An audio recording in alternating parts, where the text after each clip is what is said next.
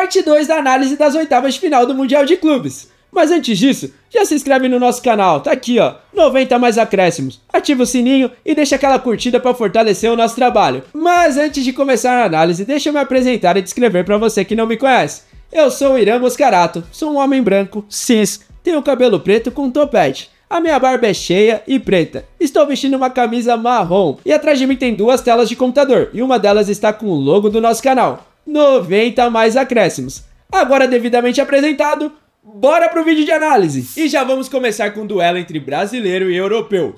Inter de Milão e Fluminense. Um confronto de estilos e tradições distintas. O tricolor carioca surpreendeu no seu grupo e classificou muito bem. Já a Inter foi a vice-campeã da Champions League e se classificou em primeiro no grupo. Chega com uma combinação de experiência e muito talento jovem. Será um jogo decisivo para ambas as equipes que desejam avançar para as quartas de final. Vamos começar pela Inter de Milão, que como eu já falei, passou em primeiro lugar no grupo E, com 7 pontos, 2 vitórias e 1 empate, marcando 5 gols e tomando 2. Na estreia do time italiano no Mundial de Clubes, enfrentou um bem organizado Monterrey e ficou no empate em 1 a 1. O time mexicano saiu na frente após cobrança de escanteio e gol de cabeça de Sérgio Ramos, ele mesmo, ex-zagueiro do Real Madrid. Mas a Inter de Milão empatou ainda no primeiro tempo. Em jogada ensaiada, Carlos Augusto cruzou na área e Lautaro Martinez bateu cruzado. No segundo tempo, a Inter pressionou e criou boas chances com Di Marco, Barella e Lautaro novamente, mas parou na trave e na falta de pontaria. O destaque aqui fica para o Lautaro Martinez, que foi o mais perigoso no ataque e quase garantiu a virada do time italiano. Já no segundo jogo da fase de grupos, a Inter sofreu, mas evitou uma zebra histórica contra o Urawa Reds. Os japoneses saíram na frente com gol de Watanabe, depois de linda jogada de caneco logo no início da primeira etapa. A Inter teve dificuldade de furar a defesa japonesa, mesmo com amplo domínio de posse de bola. Mas no segundo tempo os argentinos brilharam. Lautaro Martinez apareceu mais uma vez e fez um gol com um toque curioso, de costas após cobrança de escanteio. E já nos acréscimos, Valentin Carbone, jovem promessa da Inter, aproveitou uma sobra na área e fechou o placar. 2 a 1 para a Inter de Milão, garantindo assim a primeira vitória nerazzurri no Mundial. Já no terceiro jogo, a Inter de Milão garantiu a liderança no grupo E, ganhando do River Plate por 2 a 0, em um jogo muito equilibrado e pegado fisicamente. O time italiano teve paciência no jogo e aproveitou da expulsão de Martinez quarta para crescer na partida. Francesco Esposito abriu o placar após belo domínio e chute no canto do goleiro. E já nos acréscimos, após bela jogada, Bastoni fechou o placar com chute de fora da área, dando números finais à partida. A vitória confirmou a força da Inter no torneio e deixou ela frente a frente do Fluminense nas oitavas de final. Como destaque dessa partida, eu deixo o próprio Francesco Esposito, que abriu o caminho dos gols para a Inter. Outro destaque que eu deixo também é o Bastoni.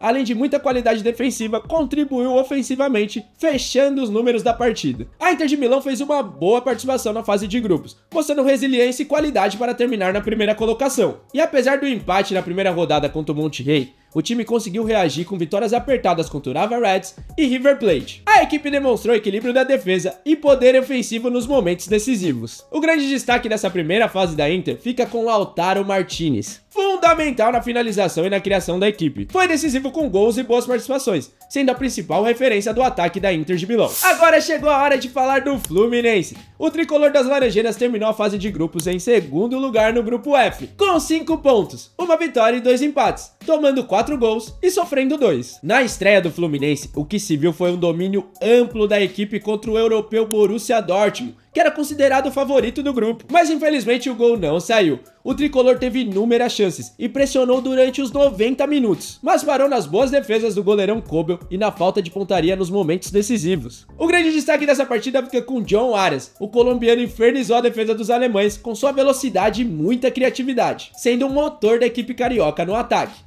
Apesar do empate em 0 a 0, o Flu demonstrou com essa partida que vinha para brigar pela vaga nesse grupo. Então chegou a segunda partida e o Fluminense mostrou seu poder de reação em um 4 a 2 maluco no MetLife Stadium. Após abrir o placar com um golaço de John Arias de falta, o time carioca sofreu a virada ainda no primeiro tempo, com 2 falhas defensivas. Mas voltou mais ligado na segunda etapa e conseguiu a virada, com gols de Nonato, Freitas e Keno, sacramentando a vitória com muita autoridade. O destaque dessa partida fica novamente com o colombiano John Arias, que participou de 2 gols e comandou as ações ofensivas com inteligência e muita intensidade. Então o Fluminense chegou para o terceiro jogo contra o Mamelodi Sundowns, podendo até empatar que garantia a vaga. E foi justamente o que aconteceu. Num jogo morno, o tricolor administrou muito bem o resultado, mas acabou correndo muitos riscos durante a partida. O grande destaque do jogo foi o goleiro Fábio, que aos 44 anos fez duas defesas importantíssimas, mantendo 0 a 0 no placar e garantindo a tranquilidade no fim. No ataque, John Arias voltou a ser criativo, deixando o Cano na cara do gol em bela jogada, que acabou terminando com a bola na trave. O Fluminense fez uma boa fase de grupos, dominando o Dortmund, vencendo o Sun de virada e segurando o empate com o Mamelodi Sundowns mesmo sob pressão. Os destaques dessa primeira fase fica com o John Arias, que participou com assistências e gols, e Fábio, o goleirão que salvou o time com defesas importantes, especialmente no último jogo contra o Mamelodi Sundowns. Vale destacar que o Fluminense chega para essa partida com provável desfalque do Thiago Silva, que sentiu antes da partida contra o time africano. Além disso, a equipe chega com 6 pendurados: Nonato, Martinelli, Keno, René, Bernal e o craque John Arias. O embate entre Inter de Milão e Fluminense acontece na segunda-feira, dia 30, às 4 horas da tarde, em Charlotte. Um confronto que promete ser muito disputado, colocando frente a frente o vigor do futebol brasileiro contra a solidez europeia. Prepare-se para uma partida cheia de emoções e grandes momentos. Agora vamos falar de mais um jogaço das oitavas de final do Mundial: Manchester City versus Al Hilal. O City fez uma campanha na fase de grupos avassaladora e está recheado de craques no elenco. Do outro lado, o Al Hilal é um gigante da Arábia Saudita, que está mesclando a experiência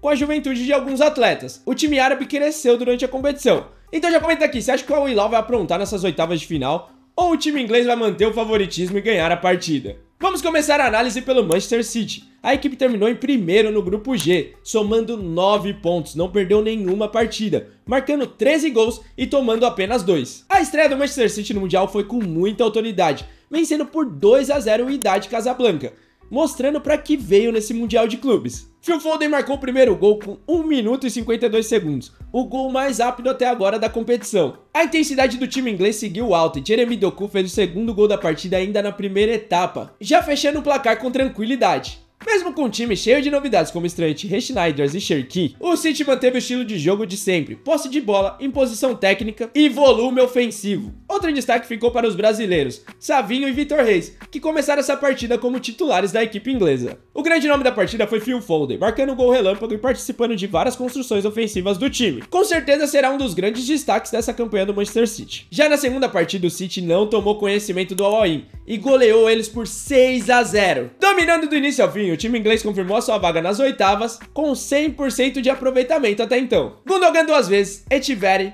Haaland, Oscar Bob e Cherki marcaram os gols da partida. Além do bom resultado, a equipe do Guardiola conseguiu rodar o elenco, mostrando muita força coletiva. O destaque da partida fica com Gundogan, marcando 2 gols e mostrando toda a sua experiência técnica e tática no meio-campo da equipe inglesa. Já classificado, o City foi para a terceira partida enfrentar a Juventus, valendo a vaga na liderança do grupo G. E não decepcionou, com mais uma atuação dominante, meteu 5 a 2 no time italiano, fazendo 100% de aproveitamento na fase de grupos. Doku abriu o placar com um golaço, Haaland, Foden, Savinho e um gol contra de Kalulu complementaram a festa do City. Do lado italiano, Kopenmaier e Vlahovic descontaram. O destaque aqui fica para o brasileiro Savinho, que saiu do banco, deu uma assistência e ainda fez um golaço. Com certeza ele mostra para o técnico Guardiola que ele pode ser uma peça importante para as oitavas do Mundial. O Manchester City teve uma campanha dominante na fase de grupos. Estreou bem com 2 a 0 contra o Wydad Casablanca, depois foi para uma goleada de 6 a 0 no Al-Ain e fechou com um atropelo em cima da Juventus por 5 a 2. Chega com 100% de aproveitamento,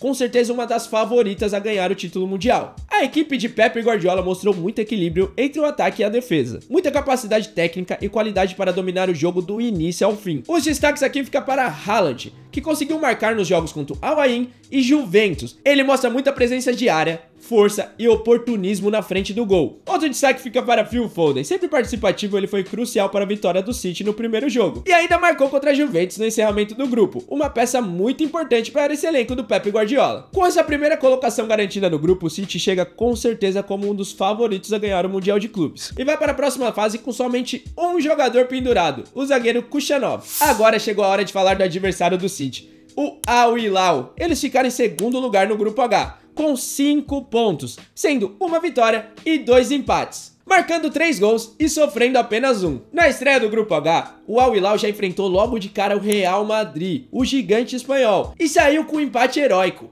1 a 1 em Miami. A equipe saudita mostrou muita personalidade, foi eficiente no ataque e ainda contou com a defesa do goleiro Bonu de um pênalti nos acréscimos, salvando a equipe da derrota. O Real Madrid saiu na frente com um gol de Gonçalo Garcia, Mas na sequência o Al Hilal reagiu e Marcos Leonardo sofreu um pênalti. Rubem Neves bateu e deixou tudo igual. No segundo tempo, as duas equipes atacaram e tiveram chances, mas o lance crucial realmente foi a defesa do pênalti do Bonu aos 47 do segundo tempo. Com o resultado, o Al Hilal começou a campanha surpreendendo, ganhando de um dos favoritos ao título do Mundial de Clubes. O destaque aqui dessa partida não poderia ser diferente: o goleiro Bonu, que salvou a equipe da derrota. Já na segunda partida do Grupo H, o Al Hilal enfrentou o Salzburg e dominou completamente a equipe austríaca, mas o placar não saiu do 0-0, deixando a equipe pressionada para o terceiro jogo contra o Pachuca, tendo que ganhar. O time de Simone Inzaghi foi intenso no primeiro tempo, com Milinkovic-Savic, Marcos Leonardo e Aldalzari, mas parou numa noite inspirada do goleiro adversário e na falta de pontaria. No segundo tempo, o Salzburg até assustou com o Melberg, obrigando o Bonu a trabalhar, mas logo voltou a tomar pressão da equipe saudita. Apesar de ser superior na partida, o Al Hilal pecou na finalização e saiu somente com um ponto. Já na terceira partida, precisando vencer para se classificar, o Al Hilal entrou com uma postura controlada. Mesmo sem começar pressionando, dominou as ações sobre um Pachuca já eliminado. O time saudita abriu o placar com Aldalzari, com um toque bonito, encobrindo o goleiro na primeira etapa. No segundo tempo, o jogo perdeu um pouco o ritmo, mas o Al Hilal seguiu controlando a partida. No fim, o brasileiro Marcos Leonardo apareceu para dar números finais à partida: 2-0 e Al Hilal classificado para as oitavas. O destaque da partida fica para Marcos Leonardo, jogador com muita personalidade, um dos grandes destaques ofensivos da equipe e que marcou o gol nos acréscimos, classificando a equipe para a próxima fase. O Al Hilal estreou nesse Mundial como uma incógnita, mas começou muito bem, empatando em 1-1 com o Real Madrid, que com certeza é um dos favoritos na competição.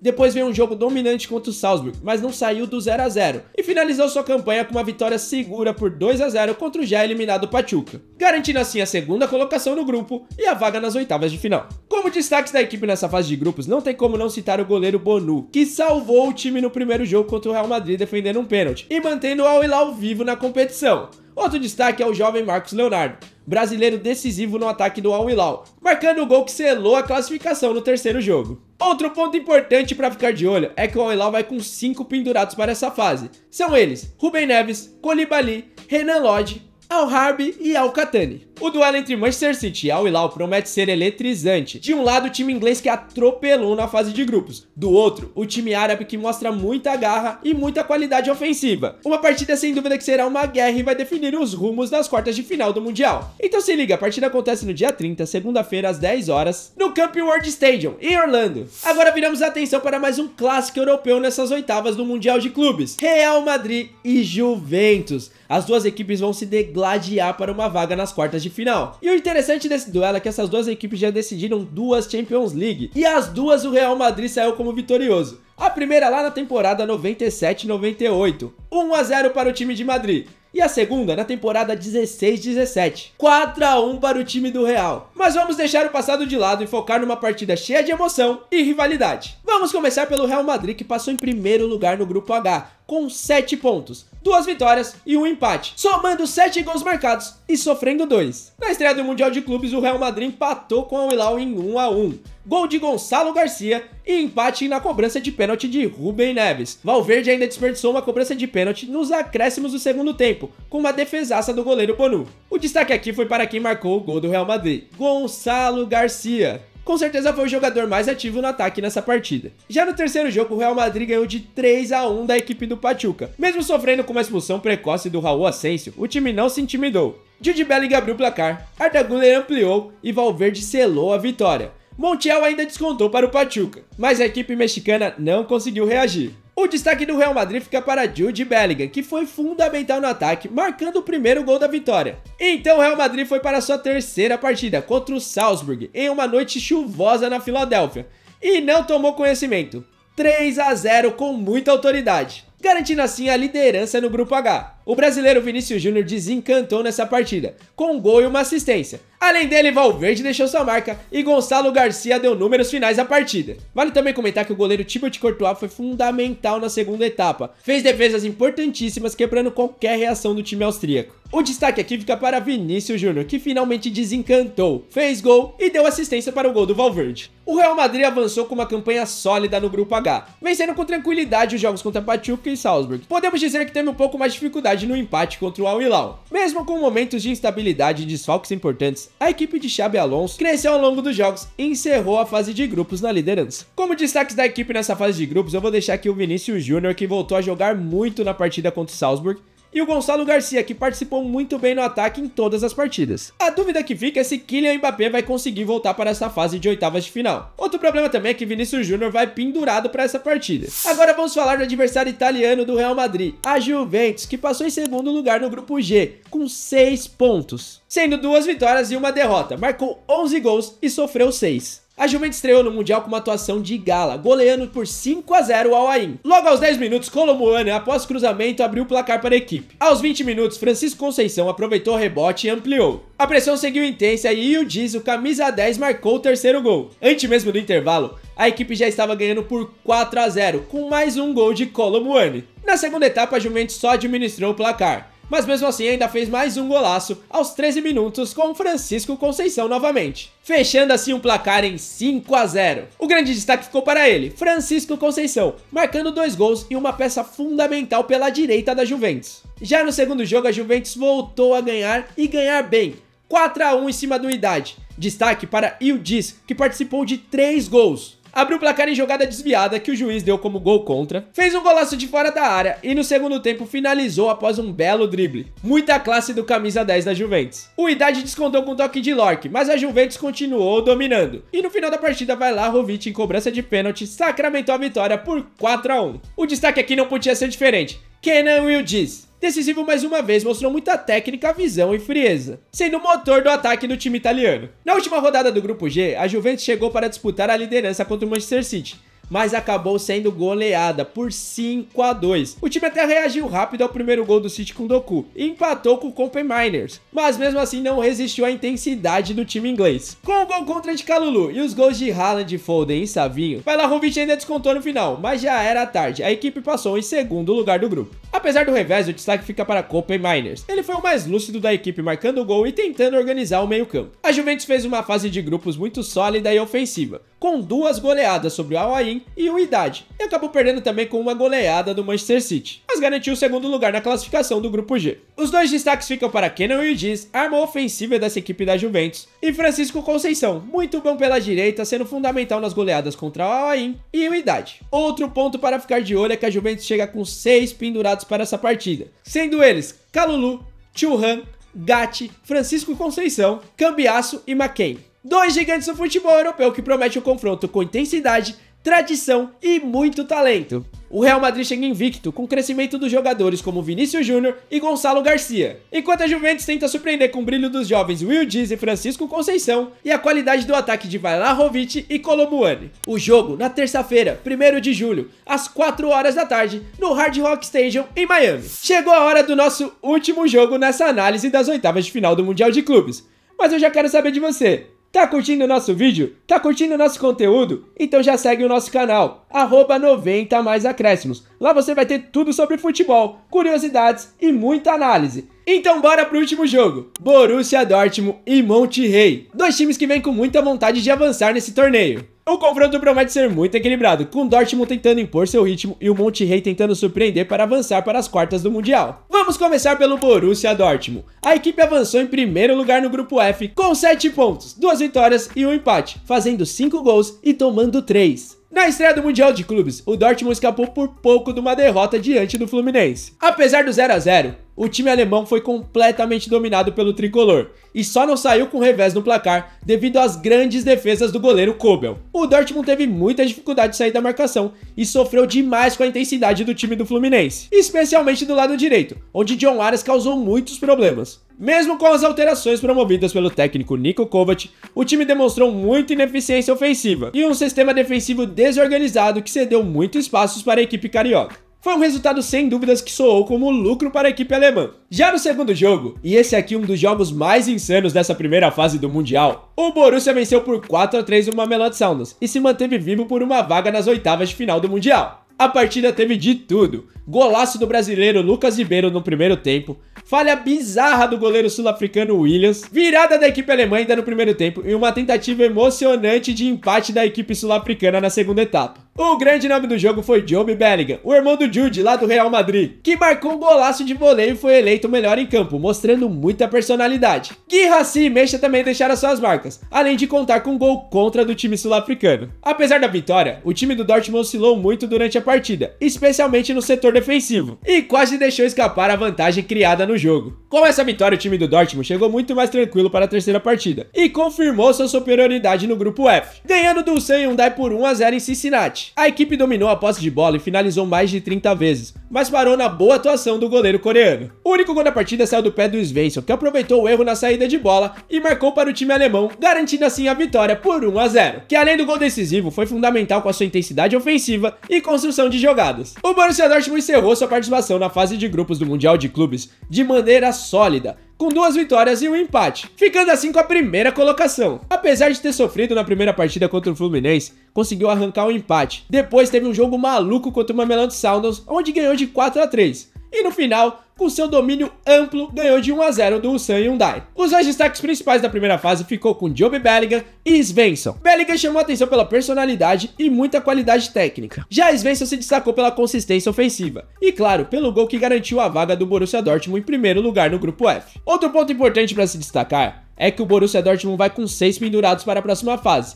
São eles Ian Couto, Benzebaini, Bayer, Chukwuemeka, Bellingham e Mecha. Agora vamos falar do adversário do Dortmund, o Monterrey do México, que terminou a fase de grupos em segundo lugar no grupo E, com 5 pontos, 1 vitória e 2 empates, fazendo 5 gols e tomando apenas 1. Na estreia do Mundial de Clubes, o Monterrey surpreendeu, empatando em 1-1 com a Inter de Milão. Apesar de ter menos posse de bola, o time mexicano demonstrou muita solidez defensiva e abriu o placar com um belo cabeceio de Sérgio Ramos após cobrança de escanteio. A equipe ainda levou perigo com chutes de fora da área, como o de Canales, que acertou a trave e quase garantiu a vitória para o time mexicano. Mas o time da Inter acabou empatando em jogada ensaiada com o gol do argentino Lautaro Martinez. O destaque da partida fica para Sérgio Ramos, mas não só pelo gol marcado, e sim pela consistência defensiva segurando o ataque do time italiano. Sua experiência foi fundamental para segurar o empate e dar confiança para o Monterrey na continuidade do campeonato. Na segunda partida do Monterrey, o time enfrentou o River Plate e ficou no empate em 0-0,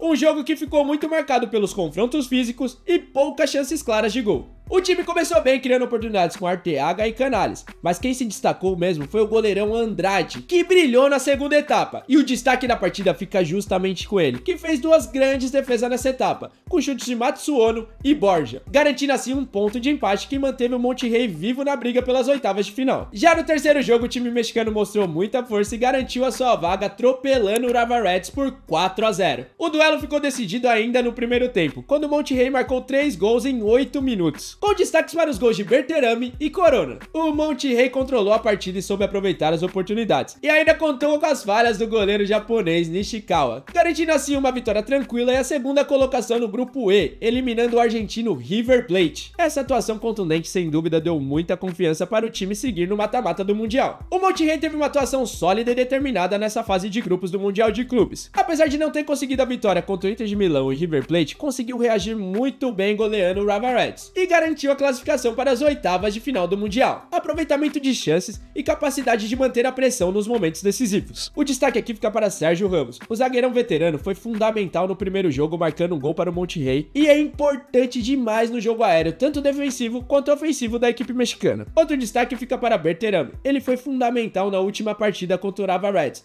marcando 2 gols e classificando a equipe para a próxima fase. É importante destacar que o Monterrey chega com 4 pendurados para a próxima fase. São eles Medina, Alvarado, Aguirre e Ambriz. Esse confronto entre Borussia Dortmund e Monterrey promete muita emoção, com 2 equipes determinadas a seguir firme no Mundial de Clubes. Então já anota aí, o jogo será na terça-feira, dia 1º de julho, às 10 horas em Atlanta. Será um duelo tático disputado, onde cada detalhe poderá fazer diferença. E assim encerramos a análise das oitavas de final do Mundial de Clubes de 2025. E você aí, não esquece de seguir no nosso canal, 90 mais acréscimos. Já ativa o sininho e deixa aquela curtida. Se você gosta de muita resenha de futebol, curiosidades, você vai adorar o nosso canal. Então te vejo lá. Até a próxima!